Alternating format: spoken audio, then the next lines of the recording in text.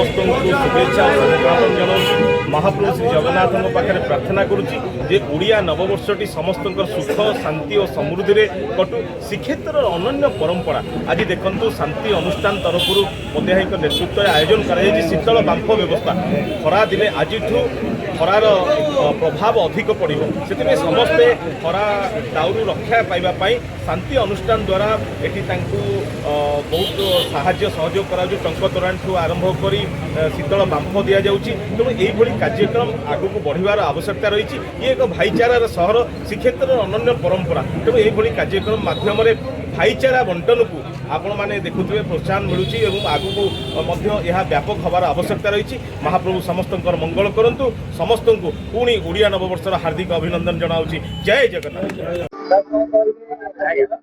प्रत्येक वर्ष बोली चलित वर्ष अप्रैल 14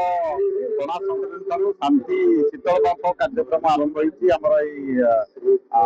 टाउन हल छक पाखे बड़ खुशी कथा ये जो अर्गानाइजर मैंने कर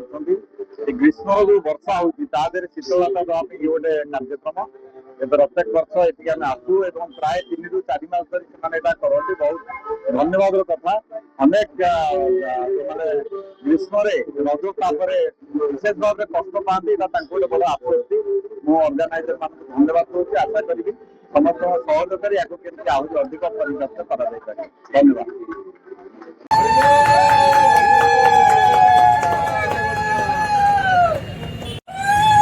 धन्यवाद सर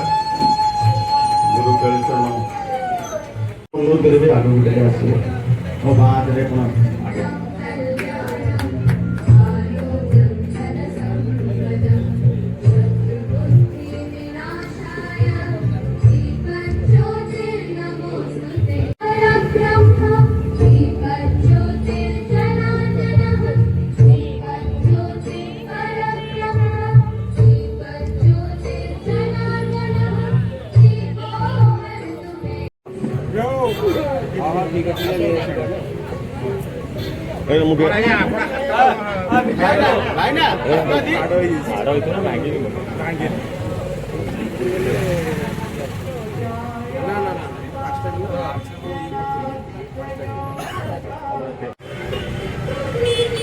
जिंदाबाद जिंदाबाद।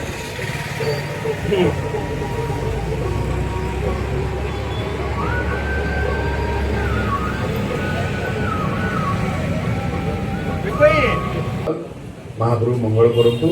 एवं ए काम के भल चलो समस्त आशीर्वाद रहू भल कार्य काम करी चलू। जय जगन्नाथ प्रणाम। जीवन ये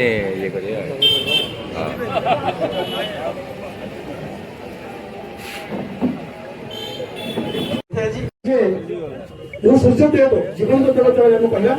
से सूर्य देव तेणु सन्धान आम दीप दीप देवा प्रति वर्ष आम इंग्लीश भाषण बहुत बढ़िया लगे।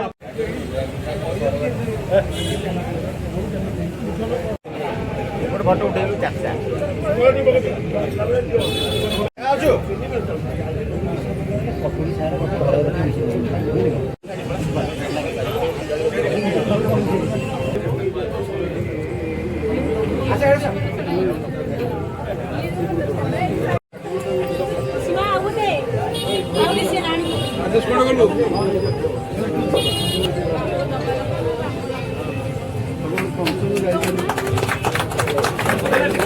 ठीक है ठीक है ठीक है समझ से छिड़ा ले राजेश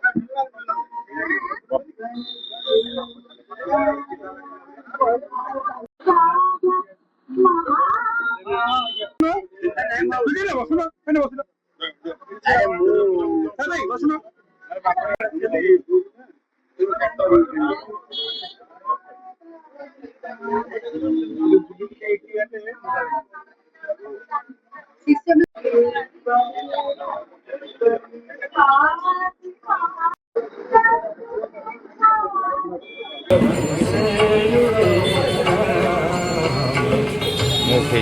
이거.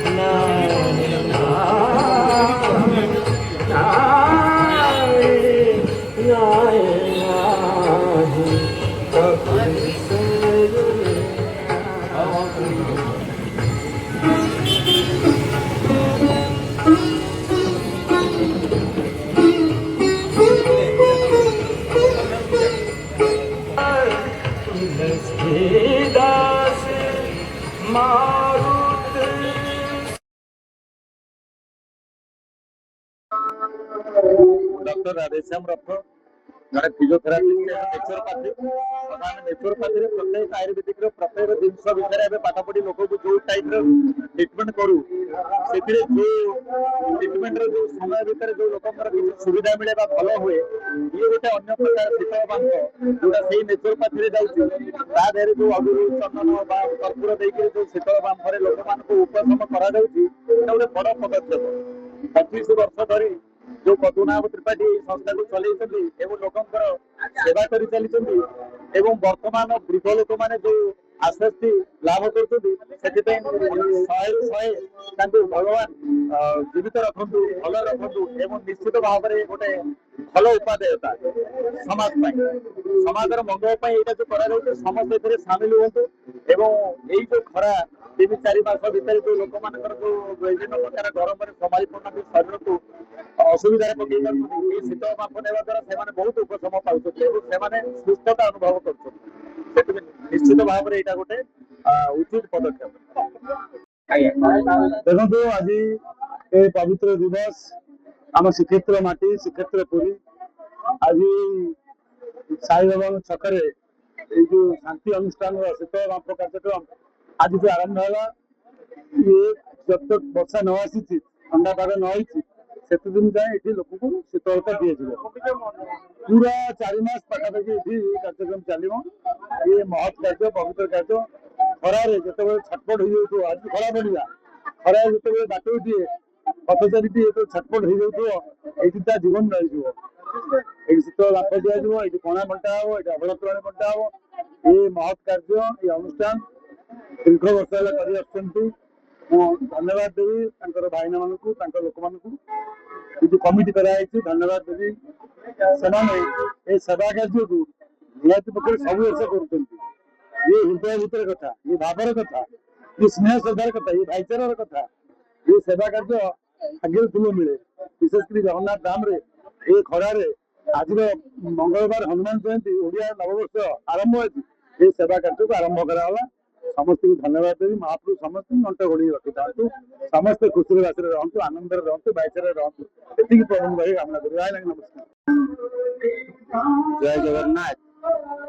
समस्त को नववर्षर शुभेच्छा एवं शुभकामना कोटि ब्रह्मांड नाथ जगन्नाथ चरण कोटि कोटि प्रणाम आज जो आम बांफ कार्यक्रम आरंभ हो दीर्घ 25 वर्ष है 25 वर्ष भितर केते लोक मत प्रांत लोक दिवास पड़ते जो ग्रीष्मकालीन जो प्रकार अवस्था से अवस्था को सुधारे पदिया भाईना पशुना जो प्रकार आयोजन कर तो सरकार आयोजन यथेष उच्चरे क्या सरकार आज पर्यंत गोटे जाति ग्रीष्म काल कौन कर साई ठिया जगह टी ना तेणु आज आमर पद्मनाभ से जहाँ करमें कोटि कोटि प्रशंसा करूँ क्या जो लोक मैंने रास्त यातायात कर खरारे बाहर कौन होती क्रांत हो पड़ते शेष मेडिकल को टेका जाऊँगी ସରକାରଙ୍କର ସୁବିଧା ନଥିବା ବେଳେ ସରକାର ଏଥିରେ ଯଦି ନଥିବା ବେଳେ ଜଣେ ବ୍ୟକ୍ତିଗତ ଭାବରେ ସମାଜକୁ ଏଭଳି ସେବା ଯୋଗାଇ ଦେଇପାରୁଛି। ଜଗନ୍ନାଥ ତାଙ୍କୁ ଦାୟିତ୍ୱ ଦେଇଥାନ୍ତୁ ଏବଂ ଏଇଠୁ ସରକାର ଶିଖନ୍ତୁ ଯେ ପୁରୀ ବୌଦାଣ୍ଡରେ ଏବଂ ନବନିର୍ମିତ ଶ୍ରୀଦାଣ୍ଡରେ ଏବଂ ପୁରୀର ସମୁଦ୍ର କୂଳରେ ପ୍ରତ୍ୟେକ ଜାଗାରେ ବ୍ୟବସ୍ଥା ହେବା ଦରକାର ଏବଂ ପ୍ରଧାନ ମିଶ୍ରଙ୍କ ଗାଇଡାନ୍ସ ହେବା ଦରକାର। ଏ ଭାର ତାଙ୍କ ଉପରେ ଛାଡ଼ିଦେବା ଦରକାର। ପୁରୀକୁ ଯେଉଁମାନେ ଆସୁଛନ୍ତି ଯାତ୍ରୀ ଭକ୍ତ ଆସୁଛନ୍ତି ପଥପ୍ରାନ୍ତ ଯାତ୍ରୀ ଯେଉଁମାନେ ଆସନ୍ତି ସେମାନେ ନିଶ୍ଚିତ ଭାବରେ ଏଭଳି ବିଶ୍ୱପ୍ରଭାବରୁ ରକ୍ଷା ପାଇପାରିବେ ଏବଂ ଅନ୍ତତଃ ପକ୍ଷେ ଆମେ ଏଇ ଯୋଉ କଥା କହୁଛେ ସେ ସଂସ୍ପର୍ଶ ହେଇଯିବ ଆମକୁ ହବ ଅଂଶୁଘାତ ହବ କିଛି ହବ ନାହିଁ। ଯଦି ପୁରୀ ସହରରେ ଏଇଭଳି ଅନୁଷ୍ଠାନ ସରକାରଙ୍କ ଅନୁଦାନରେ 4-5 ଜାଗା କରିଦିଆଯାଏ ତାହେଲେ ପୁରୀରେ ସଂସ୍ପର୍ଶ ହବାର ନାହିଁ ଏବଂ ସରକାର